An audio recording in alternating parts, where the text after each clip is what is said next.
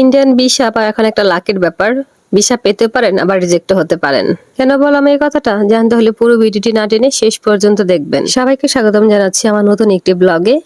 কেমন আছেন সবাই? আশা করছি সবাই অনেক অনেক ভালো আছেন। যারা যারা আমার ভিডিওটি দেখছেন তাদেরকে অনেক অনেক ধন্যবাদ। যারা ফেসবুক পেজ থেকে দেখছেন প্লিজ আমার পেজটি লাইক ফলো দিবেন। আর যারা ইউটিউব থেকে দেখছেন প্লিজ আমার চ্যানেলটি সাবস্ক্রাইব করে দিবেন।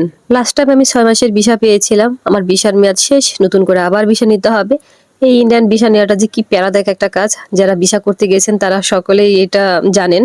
আমি ইন্ডিয়া থেকে এসেই নতুন করে ভিসার জন্য অ্যাপ্লিকেশন করেছিলাম। আর আজকে হলো আমার ভিসা জমা দেওয়ার ডেট। অনলাইনে ভিসার জন্য আবেদন করলে ডেটও দিয়ে দেয়, সাথে টাইমটাও দিয়ে দেয়। আমার টাইম পড়েছিল জমা দেওয়ার 2টা থেকে 3টা।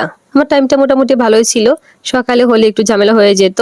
আর আমি ঘুম থেকে উঠে নাস্তা করে আবার আমি দুপুরের জন্য রান্না বসিয়ে দিলাম। যদি সময় থাকে তাহলে খেয়েও যাব। আজকে আমি রান্না করছি কই মাছ দিয়ে ফুলকপির তরকারি। ফুলকপি অনেক পছন্দের একটা সবজি আমার। যখন প্রথম প্রথম বের হয় তখন থেকে আমি খাওয়া শুরু করে দিই। কই মাছ দিয়ে, কাতল মাছ দিয়ে, ডিম দিয়ে, সবভাবে আমার অনেক অনেক পছন্দ। এবার একটু কম খাওয়া হয়েছে ইন্ডিয়া থাকার কারণে। কারণ যখন নতুন নতুন ফুলকপি বের হয়েছে তখন আমি ইন্ডিয়াতে ছিলাম। যাই হোক, মাছগুলো আমি ভেজে নিয়েছি, ফুলকপিগুলো ভেজে নিয়েছি। ফুলকপি ভেজে নিলে ফুলকপির যে গন্ধ সেটা আর থাকে না, এই জন্য আমি সবসময় একটু ভেজেই রান্না করি। আর সাথে একটু টমেটো দিয়েছি। আমার তরকারি রান্না কমপ্লিট, এখন হচ্ছে খাওয়ার পালা। আর আমি একটা তরকারি রান্না করতে পেরেছিলাম, আর সময় পাইনি।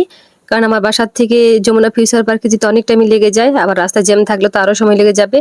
যেহেতু আমাদের টাইম ছিল 2টা থেকে 3টা, তার মানে 1:30টায় বের হতেই হবে। আমি এত সুন্দর করে তরকারি রান্না করেছি, আমার বরমশাই খেতে পারিনি, কারণ সে অফিসে গিয়েছিল।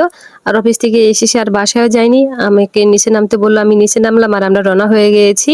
রাস্তায় জ্যাম থাকলে আমরা অন টাইমে চলে গিয়েছিলাম ভিসা অফিসে। এরপর আমরা লাইনে গিয়ে দাঁড়িয়ে পড়লাম। ভিসার জন্য কি কি লাগবে সব ডিটেলস আমি জানি না। যারা কিনা অ্যাপ্লিকেশন করে দেয় ওদের কাছে গেলে একদম আপনাকে ডিটেলসে বলে দিবে কি কি লাগবে। তবে হ্যাঁ, সবাইকে তো অবশ্যই ছবিটা তুলতেই হবে। অন্য জায়গায় যে ভিসার জন্য অ্যাপ্লিকেশন করেছেন ওই ছবি দিয়ে ইন্ডিয়ান ভিসার জন্য অ্যাপ্লিকেশন মোটেও করবেন না। নতুন একদম ফ্রেশ ছবি লাগবে। সব ডকুমেন্টস নিয়ে অনলাইন অ্যাপ্লিকেশন করলে একটা ডেট দিবে, টাইম দিবে, সেই টাইম মতো অবশ্যই আপনাকে যেতে হবে।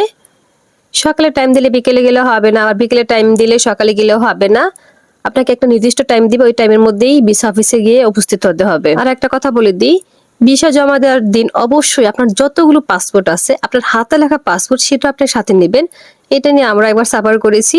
একদিন ভিসা জমা দিতে গিয়েছি, সেদিন হচ্ছে সব পাসপোর্ট নিয়ে বাসায় রেখে গেছি, ওইটার জন্য আমাদের ভিসা জমা নেয়নি। কিছুদিন আগে আমার শাশুড়ি জমা দিতে গিয়েছিল, সেও একটা পাসপোর্ট বাসায় রেখে গিয়েছিল, এই জন্য তারটা জমা নেয়নি। সে আবার গিয়ে পাসপোর্ট আনতে হয়েছে, এরপর জমা নিয়েছে। তো এই বিষয়টা একটু খেয়াল রাখবেন, সব ডকুমেন্টস সাথে নিয়ে যাবেন, যেটা লাগলে লাগলো, না লাগলে না লাগলো। এবার আমাদের ভিসা জমা দেওয়ার সময় কোনো প্রবলেম হয়নি, কারণ আমরা সব ডকুমেন্টস নিয়ে গিয়েছিলাম। তারপরও টেনশন হচ্ছিল ভিসা পাবো কিনা, কারণ অনেকেই ভিসা রিজেক্ট করেছে। ভিসা জমা নিলে যে ভিসা পাওয়া যাবে তার কোনো গ্যারান্টি নেই, অনেকেই ভিসা রিজেক্ট করে দিচ্ছে। কেন, কি কারণে, এই ব্যাখ্যা কেউ দিতে পারছে না। আমার হাজবেন্ডের ফ্রেন্ডের অস্ট্রেলিয়ান ভিসা আছে, ব্যাংককের ভিসা আছে, এরপরও ইন্ডিয়ান ভিসা তাকে রিজেক্ট করেছে। এটা কেন হলো আমরাও অনেক আজব হয়ে গেছি এটা শোনার পর। আর একটা কথা বলে দিই, যেদিন ভিসা অফিসে যাবেন সেদিন অবশ্যই সময় নিয়ে ধৈর্য নিয়ে যাবেন, কারণ কার কত সময় লাগে এটা বলা যায় না। ভিসা জমা দেওয়ার পর আমরা খুব টেনশনে ছিলাম ভিসা পাবো কি পাবো না। যাই হোক, আমাদের গুড লাক ছিল, ভিসা জমা দেওয়ার 5 দিন পরে আমরা ভিসা পেয়ে গিয়েছিলাম। ভিসা জমা দিতে দিতে আমাদের ক্ষুধা লেগে গেছে, এখন আমরা খাবো, কারণ বাসা থেকে ভালোভাবে খেয়ে আসতে পারিনি। আর আজকে ভিডিওটা এখানে শেষ করব। সবাই অনেক অনেক ভালো থাকবেন। আমার ভিডিও যদি ভালো লেগে থাকে অবশ্যই লাইক, কমেন্ট এবং শেয়ার করবেন। Bye bye, tata.